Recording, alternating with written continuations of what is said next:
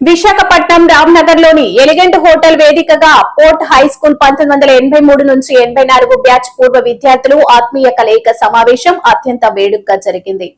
సరిగ్గా 4 దశాబ్దాల తరువాత తోటి స్నేహితులందరూ ఒకే చోట చేరడంతో ఆ ప్రాంతమంతా సందడిగా మారింది.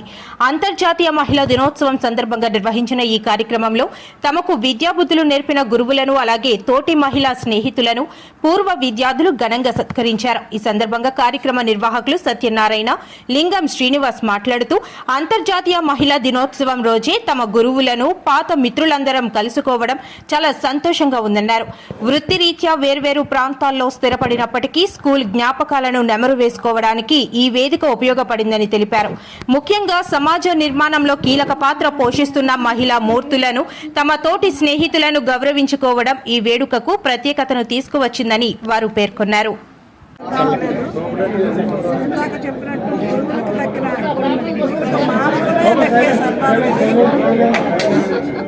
చాలా సంతోషంగా ఉన్నాము.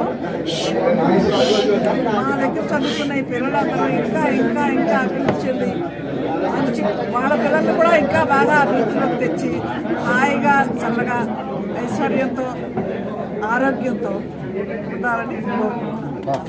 1983-84 బ్యాచ్ చాలా నాకు ఈరోజు అరుదైన రోజు కావున ఎవరు ఇలా కలుస్తామని అనుకోలేదు. 43 సంవత్సరాల తర్వాత మొట్టమొదటిసారి మేము అందరికీ కలదాం. గెట్ టుగెదర్ కాదు, మామూలు గెట్ టుగెదర్ కాదు, ఎవరు చేయలేని మేము చూపిస్తున్నాం.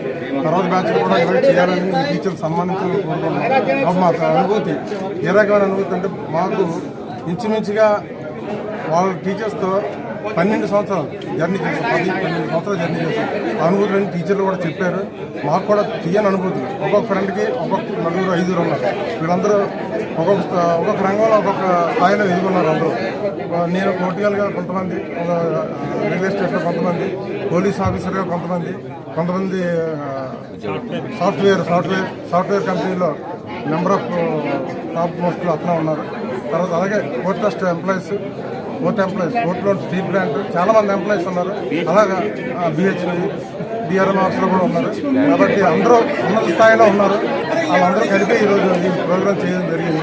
కావున అందరికీ ఈ సందర్భంగా మహిళా దినోత్సవం సందర్భంగా మహిళలకి మా వచ్చిన ఫ్రెండ్స్ అందరికీ హృదయపూర్వక ధన్యవాదాలు తెలుపుకుంటూ నేను ఆర్గనైజ్ చేసిన మా ఈ ప్రసాద్, తర్వాత సత్యారావు అంటే చంటి, వీళ్ళందరూ